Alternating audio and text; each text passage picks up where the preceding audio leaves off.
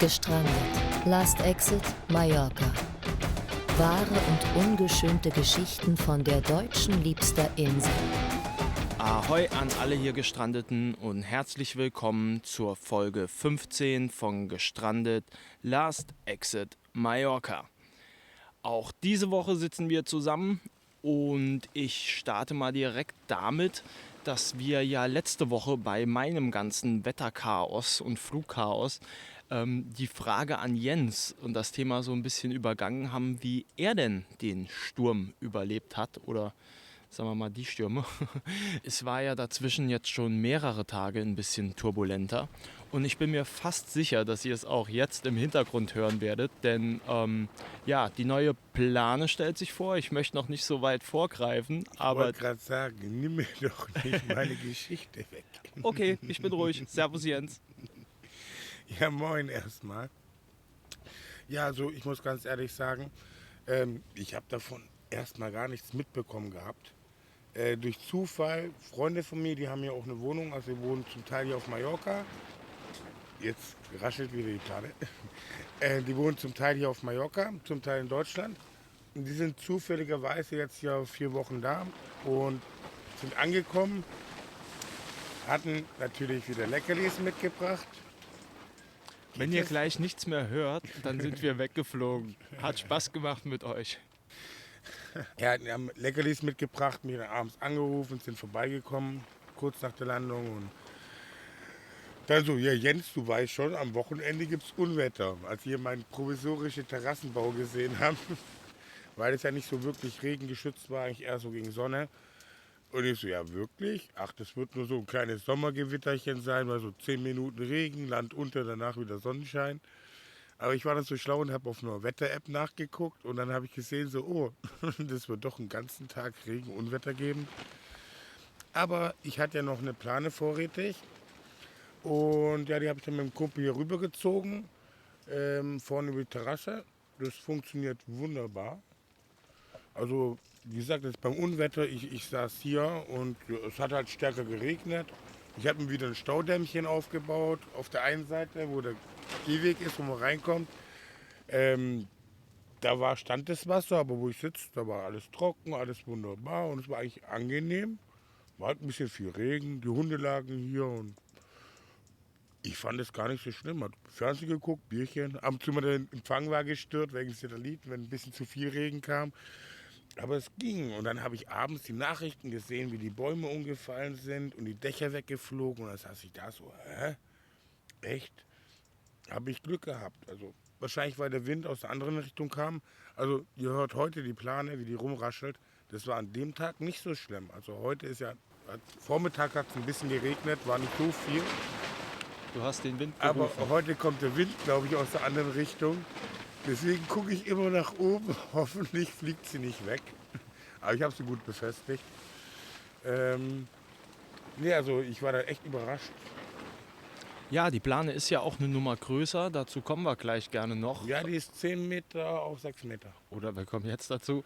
Und ist auch ein bisschen dicker und stabiler als die du davor hattest. Ne? Also ich sag mal, so einen kurzen Regenschauer wäre da vielleicht auch noch gegangen, zumindest in der Hälfte des Sommers. Aber wie du schon erwähnt hast, die Sonne hat da jetzt auch nochmal ihren Teil dazu beigetragen, dass das wahrscheinlich bei dem Wind und auch dann dem Gewicht vom Regen gegebenenfalls ein bisschen tricky geworden wäre. Man sieht auch gerade hier über mir, die alte Plane ist auch gerissen, wahrscheinlich trotzdem jetzt nur vom Wind, oder? Obwohl sie unten nur ist. Durch den Wind und weil ich das Wasser von oben ein bisschen runtergedrückt krass, hatte. ja. Aber das war schon poröser. Also die Sonne hier ist echt extrem. Wenn du hier, das ist ja eine Billigplane, die habe ich beim Chinamann gekauft für, weiß nicht, 12 Euro. Wenn dann die halbe Saison die Sonne drauf scheint, dann zerfällt das Plastik. Das wird aufgelöst von der UV-Strahlung oder sonst irgendwas. Deswegen habe ich auch mit der anderen Plane länger gewartet. Die hatte ich ja eigentlich gekauft für mein altes Haus, als neues Dach erstmal. Aber das wurde dann abgerissen. Und dann habe ich die mitgenommen und hatte es dann aufgehoben für mein neues Häuschen, was ich bauen will, jetzt im September. Also ist auch nur Oktober. eine Übergangslösung. Ne? Ja, und das habe ich jetzt gedacht, das haue ich jetzt einfach drüber, weil das war echt zu viel Regen an dem Tag. Das ist man eigentlich auch gar nicht gewöhnt im August. Ja, es war ja wirklich auch, glaube ich, ein bisschen außergewöhnlicher oder wirklich was nicht täglich oder bei jedem Sommergewitter vorkommt. Also ich kenne das eigentlich im Sommer, im August kommt immer mindestens einmal so ein Gewitter, zieht plötzlich heran, dann ist 10 Minuten, Viertelstunde Regen. An der Playa, Bierkönig steht knöchelhoch das Wasser. Eine halbe Stunde später ist alles vorbei und alles wieder trocken. Das ist eigentlich jeden August so. Aber das ist jetzt echt von morgens bis abends so durchregnet und was ich gesehen habe mit dem Sturm, ist eigentlich ungewöhnlich. Auch jetzt der Winter da ist. Ja, ich habe es auch gemerkt, wie ich am Meer hierher gefahren bin. Also da muss man schon dagegen halten und sich manchmal in die Kurve legen, ohne dass da eine Kurve ist, ja, sagen wir es mal so. Aber ansonsten haben wir ja auch einmal im Jahr, kann man wirklich sagen, öfter mal so Wassermassen, die dann auch runterkommen. Ne? Und speziell an den Bergen, auch in der Nähe, dort einiges dann mit Schlamm und so weiter anrichten können. Also es findet in Anführungsstrichen regelmäßig statt, aber halt nicht so häufig. Ja, nicht so häufig und auch nicht so extrem normalerweise. Man hat eigentlich eine halbe Stunde das Unwetter und nicht den ganzen Tag. Und die Plane kannst du ja auch einfach problemlos dann wieder nutzen, wenn du, was wir schon am Anfang angesprochen hatten, dann für den Winter, so planst du es ja, ja, deine Behausung nochmal komplett neu aufbauen willst. Ne? Also da hast du ja jetzt keinen Verlust. Nee, die habe ich jetzt halt nur vorzeitig ausgepackt. Aber wenn jetzt das Wetter wieder stabiler wird, dann mache ich einfach die Schnüre wieder los, Ja. falte sie zusammen. Dann muss ich mein altes Häuschen abreißen und dann anfangen, Neues zu bauen. Aber das mache ich dann erst Ende September, Oktober. Wenn es auch nicht mehr so heiß ist und Das dauert noch ein bisschen, ja. ein bisschen mehr Plan hat, wie es weitergeht. Und Da lassen wir die Leute auch gerne dran teilhaben dann. Das sind ja noch verschiedene Optionen, so wie ich es verstanden habe, offen. ja, Und also ich glaube, 3, 4 Möglichkeiten. ja. Ich weiß noch nicht, was und wie ich es mache. ja, da bist du aber ja auch flexibel und wir sind gespannt, wie es denn da dann weitergeht. Ansonsten, ja, hast du mir, ist ein guter Einwand von dem Wind, weil unterm Strich will ich auch da noch mal hin. Du hast mir sogar ein Video hast du mir geschickt. Auch als ich, glaube ich, versucht habe, von Deutschland zurückzufliegen, wie es hier ausgesehen hat. Und du hast ja wirklich hier einfach gesessen und da hat es, glaube ich, auch geregnet, Fernsehen geguckt, quasi draußen und ja, im Trockenen, also eigentlich irgendwo schon gemütlich, weil kalt war es ja nicht, ja. Ja, das war eigentlich bei mir relativ angenehm. Wie gesagt, ich habe so gut wie nichts mitbekommen. Ich habe zum Glück rechtzeitig Bescheid gewusst, habe die Plane drüber ziehen können, die ich zum Glück noch vorrätig hatte. Und ja, jetzt passt alles. Heute mit dem Wind noch aussitzen und dann hoffen wir mal, dass es einen schönen Herbst gibt. Hört sich an wie eine Drohung. Ja, normalerweise im Herbst ist es eigentlich, also ich finde die schönste Zeit ja echt Oktober. So Mitte, Ende Oktober, vielleicht noch warm, noch nicht so November, kühl, weil ne? es ist noch warm, das Wasser ist warm, das Wetter ist stabil, es ist ruhiger, vor allem. Wir machen Meinst du von Werbung, dem wir Publikum ändern her? das. Die Spätsaison ist die schönste Zeit hier, ganz ehrlich. Ich weiß nicht, ob ich dir zustimmen soll oder das grundsätzlich verneinen, damit es hier auch etwas leerer bleibt. Dann begrüße ich jetzt auch wieder Uwe. Bevor wir nahtlos an seinem Rückblick anknüpfen, gibt er uns ein kurzes Update und möchte uns noch was Aktuelles erzählen, was tatsächlich auch super zu dem folgenden Rückblick passt. Dann erstmal Hallo an dich auch. Hallo Niklas, hallo Mädels, Jungs und auch das ältere Publikum. Bin froh, dass ihr mir zuhört. Ne? Und ja, ich habe heute auch da ein bisschen was zu sagen. Ne? Weil das war auch so eine Sensation, mal wieder in der MK-Arena. Gut, das Publikum wechselt da jetzt so ein bisschen, ist ein älteres Publikum. Und ja, da habe ich eine Truppe kennengelernt und vor 2, 3 Tagen. Und naja gut, da habe ich mir auch ein neues Lied einfallen lassen in der MK-Arena. Ihr kennt ja wahrscheinlich Michael Holm, ne? Tränen lügen nicht. Und das habe ich auf meine Mütze geschnitten, beziehungsweise beschnitten auf meine Mütze und war da auf der Bühne, habe interpretiert aus freien Stücken. Ich hatte keinen Text, wieder mal nicht, ne? aber das ist ja bei mir normal, so wie er mich kennt, ne? Und naja gut, es hat auch wieder gefallen und so weiter und so fort. Und das war eine Truppe, naja gut, da komme ich auch gleich noch drauf zu sprechen bei dem Rückblick. Die kannten den Norbert mit der Brandy und naja gut, haben wir drüber geredet und so weiter und so fort. Und naja, und dann habe ich den Jens zugerufen, also zugesprochen, weil er auch gerade in der MK-Arena war und der konnte das bestätigen, weil die Brandy auch dabei war. Ne? Naja. Und das war eigentlich mein einziges Erlebnis, aber das war eine tolle Truppe und ich fand das super und ja, ne? So ergibt sich das manchmal im Leben. Das unverhofft kommt oft, ne? Ist halt so, ne? Naja. Absolut. Ja, spannend. Und der Norbert, der taucht ja auch jetzt in deinem Rückblick auf. Hast du mir schon mal verraten und verrate ich jetzt auch den Leuten. Und dann leg doch gerne mal damit los. Ja, Leute, wie ihr wisst, habe ich am Zeitungskiosk übernachtet mit dem Markus. Und dann sind wir ja nun zur Versicherung gezogen. Und nach einer gewissen Zeit, ja gut, da zu viel Leute saßen und so weiter und so fort, wurde dann die Versicherung abends abgesperrt. Und da konnten wir deswegen auch nicht mehr schlafen. Und deswegen habe ich mir überlegt, einen neuen Schlafplatz zu suchen. Und na gut, ich kannte ja in dem Moment, weil ich ja schon länger an Palma war, habe ich das Rondell am Plaza Olivar. Habe ich dann wahrgenommen, weil das überdacht war und gut. Und ja gut, und naja, das war, Moment, wann bin ich umgezogen? Muss überlegen, weil kurzes Gedächtnis, langer Sinn, aber ich weiß immer noch, wie es war. Am Dienstag musste ich da raus und dann war ich am Rondell und am Samstag sehe ich da am Plaza de España, weil das gleich in der Nähe ist, 3 Leute. Einen mit dem Rollstuhl und 2 andere mit einem Hund. Na, und da frage ich mich doch, ne, was sind das für Leute, ne? Die sitzen da auf der Bank, ne, und ja, gucken immer hin und her und ja, wissen nicht, wohin sie wollen und weil ich habe Menschenkenntnis, ihr kennt mich ja mittlerweile auch schon, ne, weil ich kann das so ein bisschen einschätzen, ne, naja. Und naja, und dann bin ich auf die Leute zu, ich sage, Freunde, ich sage, wo kommt ihr denn her? Was wollt ihr denn hier machen? Ja, nee, wir kommen gerade von Alicante, ne? Ich sage, ist ja schön, sage ich. Ist ja gut. Ich sage, wie seid ihr hergekommen? Ich sage, seid ihr geschwommen oder mit dem Schiff oder? Nee. Wir sind wirklich mit der Fähre gekommen, ne? Absolut, naja. Naja, was anderes konnte ich mir auch gar nicht vorstellen, ne? Naja.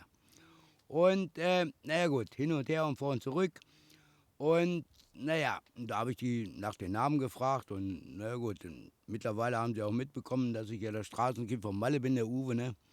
Und dass ich mir so ein bisschen hier auskenne. Na ja, gut, ist egal. Und dann haben sie mich gefragt, ja gut, wir sind gerade angekommen und wenig Geld in der Tasche und naja gut, ist ja alles klar, ne?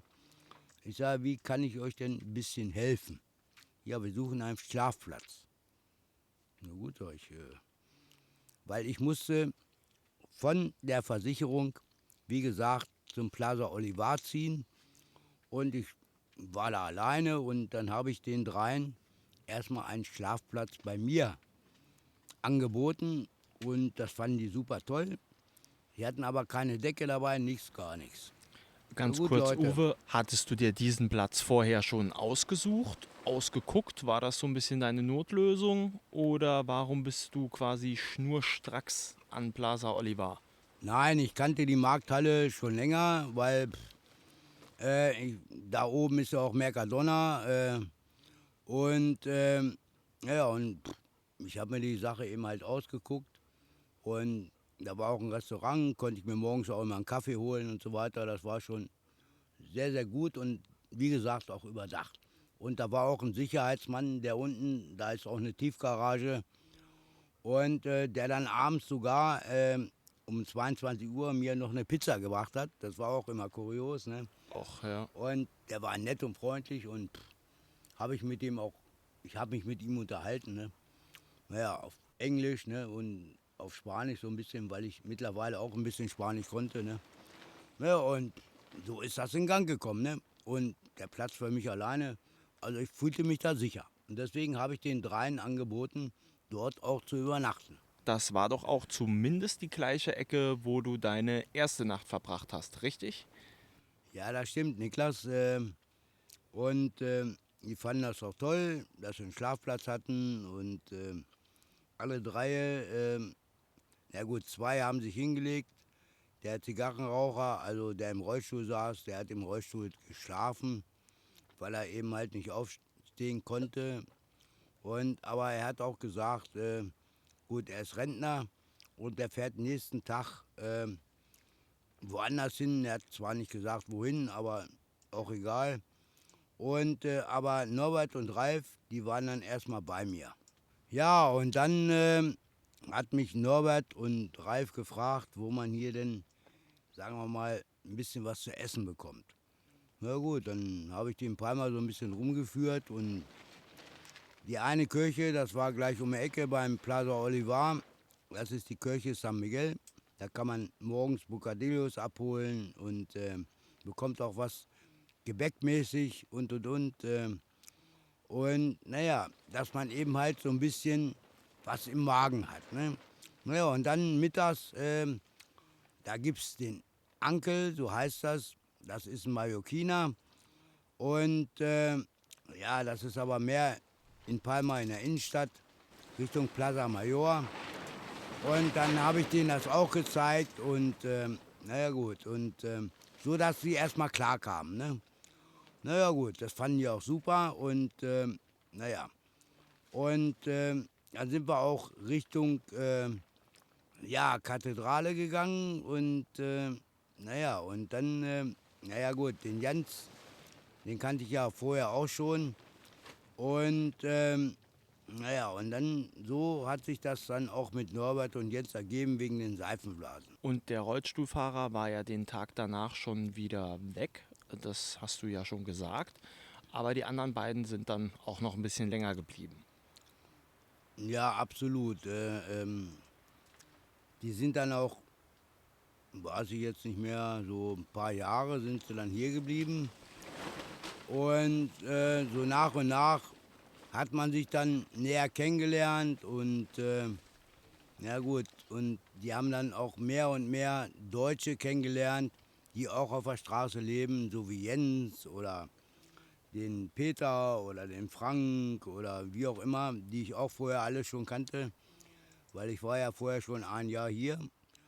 Und da habe ich den mit denen bekannt gemacht und ja gut, so ist das alles entstanden. Ich habe ihnen quasi so ein bisschen auf den Sprung geholfen. Also auch das Einmaleins von der Straße wie bei Jens so ein bisschen vermittelt und so ein paar Infos, nützliche Stellen und Tipps auch gegeben, ja. Ja, da hast du völlig recht. Und auch da brauchst du wirklich gar nicht zu sagen, wie lange, aber du bist dann erstmal noch auch dort geblieben und hast dort genächtigt. Ja, sicherlich. Ich habe in dem Rodell mit dem Norbert und mit dem Ralf dort übernächtigt. Ne, und ja, jeder hat dann seine Sachen gemacht. Ja gut, der Ralf, der hat dann ja, mit dem Becher irgendwo gesessen und der Norbert, der hat sich dann dem Jens angeschlossen mit den Seifenblasen, ne? Wie schon von Jens erwähnt.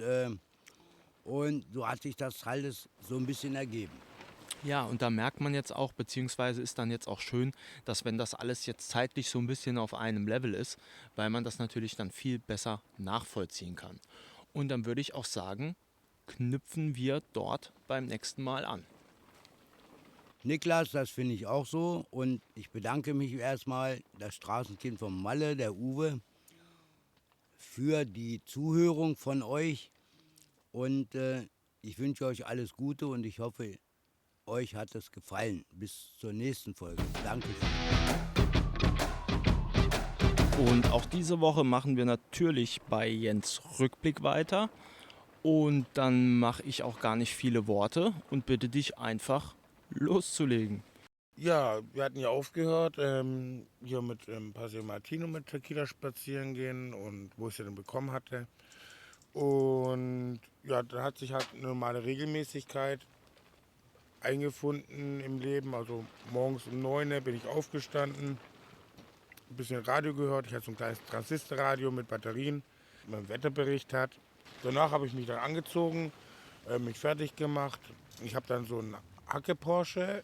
Ich kenne ja diese Rollis, die man hinterherzieht.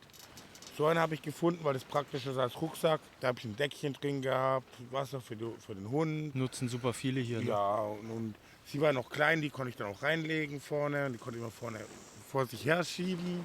Und dann lag sie meistens drin oder ist nebenher gelaufen, also Tequila. Und da bin ich halt jeden Tag runtergelaufen zu meinem Platz und habe meine Seifenblasen gemacht. Ja, und dann eines Morgens, ich laufe runter, meinen normalen Weg und laufe über den Pass de Born, kommt mir einer entgegen. Älterer Mann, auch einen kleinen schwarzen Hund, schwarz-weiß, auch einen kleinen schwarz-weißen Hund, sah genauso aus wie Tequila, nur in groß und älter. Er sah, ja, nicht genauso aus wie ich, aber ähnlich wie ich, nur ein paar Jahre älter. Auch so eine Rolli in der Hand wie ich, auch die Stöcke rausgeguckt, wo wir Seifenblasen machen, Flasche Wasser. Und wir stehen uns gegenüber und gucken uns gegenseitig an. Weißt du? So habe ich mir gedacht, so sehe ich in 20 Jahren aus. Das ist genau dasselbe. Der gleiche schwarz-weiße Hund, er nur ein bisschen älter, ein bisschen kräftiger, denselben Rolli, dieselben Stöcke, stehen wir uns beide gegenüber. Und ich so, hä, du bist hier neu? Und er so, ja, ich komme gerade aus Alicante von Valencia rüber mit der Fähre. Ich so, was machst du? Seifenblasen, du machst auch Seifenblasen. Ich erkenne das an den Stöcken. Und ich so, ja, du bist ja neu hier. Wo gehst du hin? Und so, er weiß noch nicht, er sucht sich Plätze, er war jetzt auch ein paar Mal auf Spielplätzen. Er ist vom Spielplatz zu Spielplatz gegangen, hat sich da ein bisschen hingestellt mit den Seifenblasen. So, komm, ich habe einen Platz. Ich habe gerade keinen zuverlässigen Partner, weil Stefan, der hat es nicht so gefallen. Der ist lieber durch die Gegend gezogen, hat anderweitig versucht, irgendwie was aufzutreiben oder hat halt rezykliert oder zu Hause die Sachen auseinandergenommen. Also die kleinen Motoren, was Kupfer vom Eisen trennen, die Kabel schälen, dass du einen reinen Kupfer hast. Dem war die Arbeit lieber, als da von Touristen stehen. Ja, und jetzt sind wir einfach zusammen runtergelaufen auf meinem Platz und haben uns hingestellt und haben zusammen Seifenblasen gemacht. Und so habe ich einen Norbert kennengelernt mit seiner Brandy. Okay. Also das Lustige war, er hat mir gesagt, es wäre ein Chihuahua, der schon 15 Jahre alt ist. Und ich gucke den Hund an und ich sagte, das ist doch so ein Jack Russell Terrier mit Chihuahua gemixt oder sowas. Die Zähne angeguckt, der ist keine 15, die ist noch eine ganz junge, die ist ja auch noch topfit. So, ja, die vom Tierheim, da haben ihm erzählt, das wäre ein Asbach-uralter Chihuahua. Ich so, nee, das ist ein relativ junger Jack Russell Chihuahua Mix oder sowas in der Richtung. Mille Leche heißt der im Spanisch. Was da drin ist, weiß man ja nicht. Aber an den Zähnen, das war eigentlich auch noch eine junge Hündin. Ja, und die hat auch Tequila gleich begrüßt, weil die war ja noch ein kleiner Welpen. Und so wurde sie ja schon so gesehen zu ihrer Mama. Ja, und dann haben wir halt zusammen immer gearbeitet. Ja, und der hat halt noch unten beim Rondell geschlafen. Das ist beim Plaza Oliviera hinten raus, wo die Parkgaragen sind, das ist ein bisschen überdacht. Da hat auch der Uwe gepennt und da war noch der Ralf mit dabei gewesen. Das war auch ein anderer, der mitbekommen ist mit dem Norbert vom Festland. War auch ein ganz netter, aber der hat sich meistens vor die Kirche gesetzt. Über den reden wir auch noch ein bisschen. Ist ein ganz lustiger Kandidat. Ja, auf jeden Fall kam er so dann zusammen, dass wir zusammen Seifenblasen gemacht haben. Und ich habe ihn jeden Morgen dort abgeholt. Haben wir noch ein Bierchen getrunken, war das gleich im Supermarkt. Dann sind wir runtergegangen, haben unsere Arbeit gemacht. Abends sind wir dort hoch. Ich habe dann meine Einkäufe gemacht. Dann haben wir abends mal zusammen was gegessen oder so. Uns unterhalten. Wie gesagt, der Uwe und der Ralf waren ja auch mit dabei. Es war dann nett, mit denen zu sitzen und ein bisschen Erfahrung auszutauschen vom Tag. Und dann irgendwann nach ein paar Tagen oder Wochen, ich weiß nicht mehr genau, habe ich einfach vorgeschlagen, ob er nicht hoch mit zu uns ziehen will ins Häuschen. Weil das ist ja angenehmer, es war ja schon tiefster Winter, also Ende Januar. Da wurde es richtig nass und unangenehm und wenn man ein Dach über dem Kopf hat. Und es war auch praktisch zum Arbeiten, das Zusammengehen und irgendwo eine Couch aufgetrieben, die neben der Mülltonne stand. Die haben wir bei uns mit reingestellt. Platz war ja auch Und dann genug. hat er, genau, Platz hatten wir ja genug. Und dann hat er mit bei uns gewohnt und so waren wir zu dritt. Und die Brandy wurde dann so gesehen die Mama von der Tequila. Also das ist die wahre Geschichte von der Brandy. So haben die sich auch wurde kennengelernt schon mal. die Brandy zu Tequila ihre Stiefmutter. Ja, da war Tequila ungefähr, weiß nicht, 2, 3 Monate alt. Und die Brandy, man weiß es immer noch nicht. Schwer zu schätzen. Ich habe damals geschätzt, dass sie 2, 3 Jahre alt sein müsste. Also sie war ausgewachsen und von den Zähnen her war sie erwachsen. Ja, also ging das auch erstmal dann so weiter mit den Seifenblasen und ja, auch Ja, immer genau. mehr Tieren. Da hatte ich einen zuverlässigen Partner und die Brandy und Tequila, die waren so süß. Wenn die da auf der Bank lagen zusammen, also auf der Mauer, da war so eine Mauer und da haben wir ein Deckchen hingelegt mit Fressen und Trinken. Dann lagen die beiden kleinen Mädels da drauf und wir beide mit dem Seifenblasen. Dann haben wir eine richtige Show geliefert. Das war, glaube ich, eine der schönsten Zeiten, die ich dort hatte. Weil das war direkt unten, unterhalb von der Kathedrale vor dem Schwanenteich. Das war echt wunderbare. Das war echt eine Zeit, an die ich mich gerne zurückerinnere. Und wie ging es denn danach dann weiter? Ja, das Lustige ist ja, hier in Spanien gibt es ja voll die vielen Feiertage und richtig coole Feiertage. Ich habe davon ja gar nichts großartig gewusst. Aber der Norbert hat mir das erklärt, beziehungsweise wir sind dann morgens los und uns kamen ganz viele Leute mit allen möglichen Tieren entgegen. Dann wurde mir gesagt, das ist San Antoni. Das ist der Schutzpatron der Tiere und bla bla bla und blub blub blub, von anderen auch. Aber da gehen hier in Spanien ernsthaft die Leute in die Kirche und lassen ihre Tiere segnen. Und wir sind da natürlich dann mitgelaufen und dann gibt es eine richtige Prozession durch die Stadt.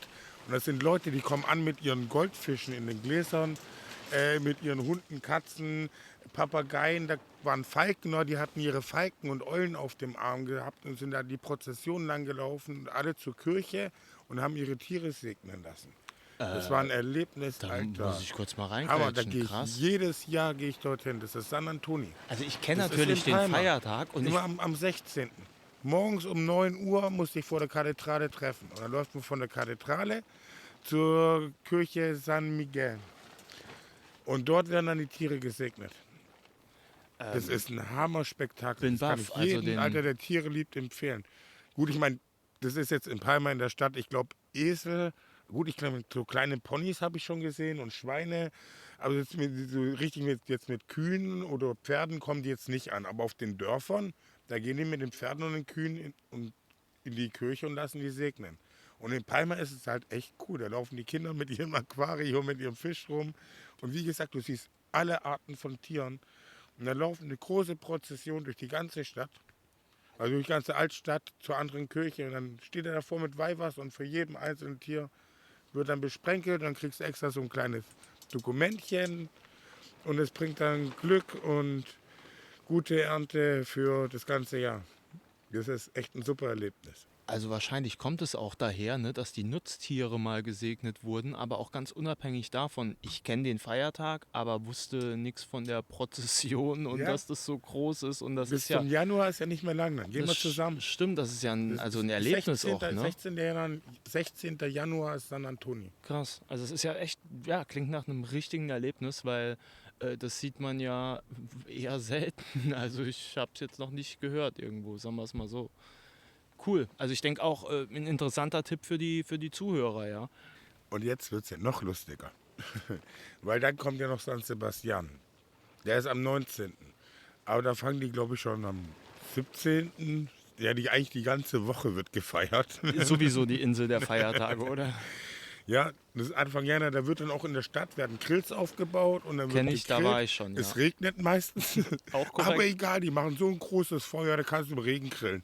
Ja, ja, ist so. Und du kannst auch überall, das wird wirklich Das von der ist Stadt Hammer. auch Ja. in der Stadt Mitte gemacht, die Glut, ne, dann letztendlich, wo du dir die selber packen kannst. Also musst du nicht mal deine eigene machen, ja, oder halt erstmal übers Feuer gehen. Du musst einfach deinen Grill mitbringen und dann kannst du loslegen. Ansonsten Plaza Du Mayor musst zum ein Beispiel. Grillfleisch mitbringen. Auch natürlich. Aber dein Plaza, Grill musst du nicht mitbringen. Plaza Mayor und so mitten in der Ach so, Stadt ja. nicht. Nee, Dann- da nicht, genau. Es gibt Da große gibt's Veranstaltungen, welche. aber darauf wollte ich gar nicht hinaus Ah, mit dem okay. Grillen. Das Grillen, das erzählen wir noch ein paar Mal. Das ist Auch geil. Ich habe so oft da geile Erlebnisse gehabt. Absolut. Vor allem, ich als Obdachloser, ich bin da nur lang gelaufen. Die Leute haben mir Essen geschenkt, haben mich eingeladen auf Wein, Trinken. Ich bin da nur vorbeigelaufen. Die alle, komm her, stell dich zu uns, trink mit uns, feier mit uns. Also das ist echt ein geiles Erlebnis. Und danach kommt ja dann abends unten am Parc des Mars, da kommen die Teufel aus dem Höllentor, unterhalb von der Kathedrale. Das war ja das erste Mal, dass ich dort war. Tequila noch als Baby, ich habe gar nicht gewusst, was da kommt. Davor der Abend grillen und alles geil, dann gehst du dort runter. Und die haben an dem Abend es echt spektakulär gemacht. Wir standen dort, wir haben schon einen Platz ein bisschen außerhalb, direkt an der Mauer, wegen den kleinen Hunden, dass da nichts passieren kann. Uns hingestellt, was hat schon gehießen, oh, müsst ihr aufpassen, da kommen die Dämonen. Ja, was denkt sich ein Europäer dabei, ein Westeuropäer irgendwo aus dem Norden, wenn Dämonen kommen? Ja, haha.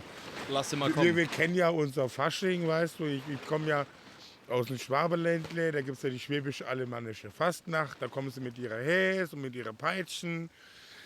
Alter Pustekuchen. Die kamen dann erstmal über den See, der ist ja vom Parc des Mars, also im Parc des Mars, vor der Kathedrale ist ja ein See, da kamen die rübergefahren mit dem Wikingerboot, mit Fackeln und Trommeln und super spektakulär.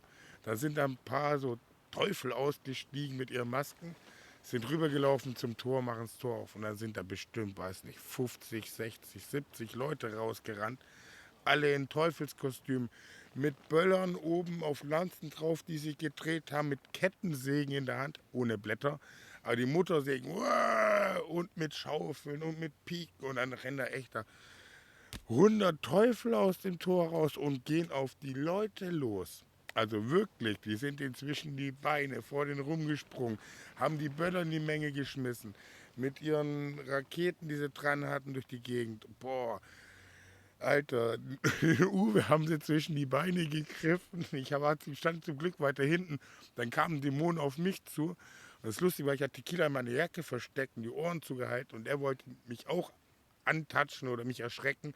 Und Tequila schießt unter der Jacke raus und beißt den voll in die Nase. Er hat sich mehr erschreckt als wir uns. Ja, das war mein erstes Erlebnis. Und dann kam halt später dann so ein großes Krokodil rausgefahren und da sind auch noch Raketen und Böller und die Leute haben Zum getanzt Plaza mit den Mayor, Teufeln. ne? Und das Krokodil steckt, Genau, der Drache steckt dann, die sind durch ich. die Gegend gezogen dann. Ja, der Umzug mit dem Drachen, das ist vorher gewesen. Okay. Das mit dem Teufelstanz unten, das ist erst später, wenn sie den Dämonen freilassen. Das ist der Umzug durch die Stadt. Und dann ging da Party ab und hier gibt es so viele öffentliche Konzerte, die gratis sind. Im Sommer haben wir schon mal geredet über das Open-Air-Kino, das haben wir glaube ich schon mal erwähnt. Ich glaube, du hast es mir nur so gesagt, ich weiß es nicht genau. Also hier muss ich echt sagen, An der Kathedrale, gell? hier wird so viel gemacht für die Bevölkerung, Alter. Und die Feiertage sind die geilsten. Schade, dass kein Wein mehr aus dem Brunnen läuft wie früher. Nein, es war ein Spaß. Aber es gab hier, glaube ich, auch mal ein Fest mit Wein aus dem Brunnen. Aber es wurde, glaube ich, mittlerweile verboten wegen hygienischen Zwecken. Das Ja, ist ja egal. Ich auch bin nicht, schon wieder ja. voll abgeschweift, gell? Ja, über Festivals und Feiertage Ja. oder traditionelle Ja. Festivals können wir hier noch einiges erzählen, da bin ich mir sicher. Ja. Ja. Auf jeden Fall, es war das erste Mal, dass ich sowas hier erlebt habe. Jetzt mit dem Umzug. Oder ja, der Umzug vorher, das Grillen. Und am Abend die Teufel. Ich war sowas von... Wow, wie Und geil for das hier free, ist. ne? So doof und gesagt, ja, wie ja. for free und wie nett die Menschen sind und jeder hilft jedem. Und also ich habe gesagt, ich will hier nicht mehr weg, ich will hier bleiben. Kann man absolut nachvollziehen und das ist auch bei mir ein Das war Punkt. so im Prinzip so, ja, nee, was will ich zurück nach Deutschland? Ich habe meinen Hund, ich habe meine Freunde, ich habe mein Zuhause, ich verdiene meine Kohle, mache mit Menschen glücklich. Ich bleibe hier. So im Prinzip zu dem Zeitpunkt, ungefähr zu der Zeit, habe ich mich entschlossen, nicht mehr zurück nach Deutschland zu gehen. Ich wollte ja anfangs zurück, aber da habe ich dann gesagt, ne, wozu? What the fuck ist Deutschland? Darf ich das sagen? Ja, ich kann es von der Warte nachvollziehen, wenn du solche Erlebnisse schilderst, weil hier halt, und das spielt für mich eine Rolle, die Mentalität in solchen Sachen halt auch eine andere ist. Ich meine, siehst du ja auch allein schon, wie solche Feiertage dann gefeiert werden, ist ein bisschen anders als in Deutschland, ja. Sagen wir es mal so. Ja, nicht nur wegen dem Feiertag, sondern allgemein wegen der Mentalität von den Menschen. Die haben nicht das Schubladendenken wie in Deutschland. Deutschland, oh, das ist ein Penner, nee. Hier in Spanien, die sehen, du lebst auf der Straße, kommen sie an, hier hast du was. Klar, aber sie feiern ja hier, ne, auch so dann beispielsweise mit dem zusammen Grillen auf der Straße, sowas ist, Ja. fällt mir jetzt nichts Vergleichbares in Deutschland ein, sagen wir es mal so, ne. Ja, und darum bin ich auch immer noch hier und will auch für immer hier bleiben. Ja, das war's dann, denke ich mal, für diese Woche mit der Geschichte. Und dann machen wir nächste Woche weiter. Genau, und dann sind wir auch somit wieder einmal am Ende der Folge angekommen. Und ich verabschiede mich, wünsche euch eine angenehme Woche. Jens hat wie immer das letzte Wort. Hasta luego. Ich danke dir erstmal wieder, dass du zu Besuch warst, trotz des Sturms. Dass du nicht von deinem E-Scooter gepustet wurdest. Das Geraschel haben wir immer noch im Hintergrund. Ich hoffe, man versteht uns trotzdem relativ gut. Ja, dann sage ich wie immer mal tschüss, bis denne. Passt auf euch auf, ihr lieben Gestrandeten. Gestrandet. Last Exit Mallorca. Wahre und ungeschönte Geschichten von der deutschen liebster Insel.